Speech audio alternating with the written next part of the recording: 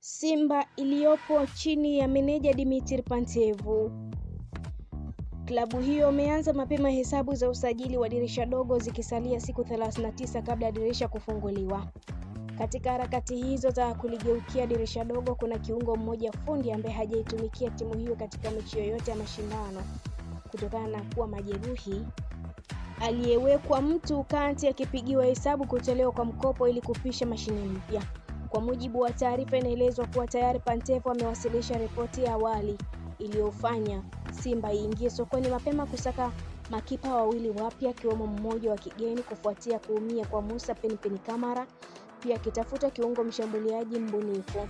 Panga la kuruhusu nyota wapya limetajwa kuanzia kwa kiungo mshambuliaji Mkenya Mohamed Bajaberi aliyekuwa akisumbuliwa na majeraha tangu ajiunge na timu hiyo.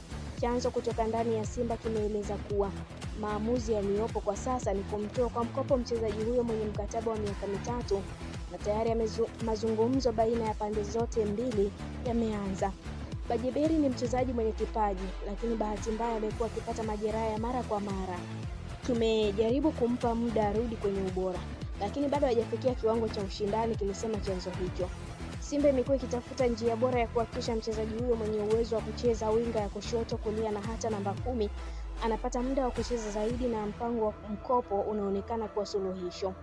Taarifa zinadai kuwa klabu hiyo imepanga kumpeleka kwa maafande wa JKT Tanzania, ikiwa ni pendekezo la Pantev ili aendelee kusalia hapa nchini na apate muda mzuri wa kufuatilia maendeleo yake. Hata hivyo, mchezaji mwenyewe hajaonyesha utayari wa kuondoka, akiamini bado na nafasi ya kupigania namba ndani ya kikosi cha Simba.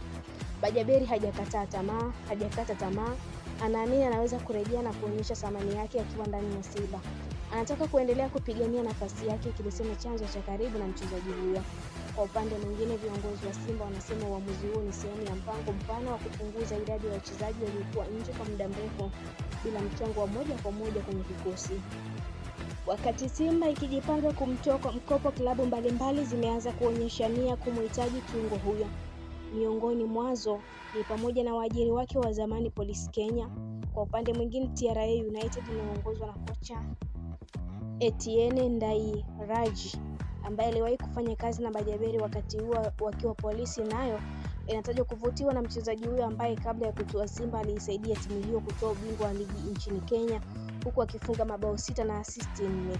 Kwa sasa Simba inaendelea na tathmini ya mapendekezo yote, lakini msimamo wa awali ni kuachana na wachezaji wawili wa kigeni, mmoja akiwa ni Kamara ambaye ni majeruhi, huku Bajaberi ikiwa ni kwa mkopo wa nusu msimu ili kutoa nafasi kwa maingizo mengine mapya. Wakati mpango huu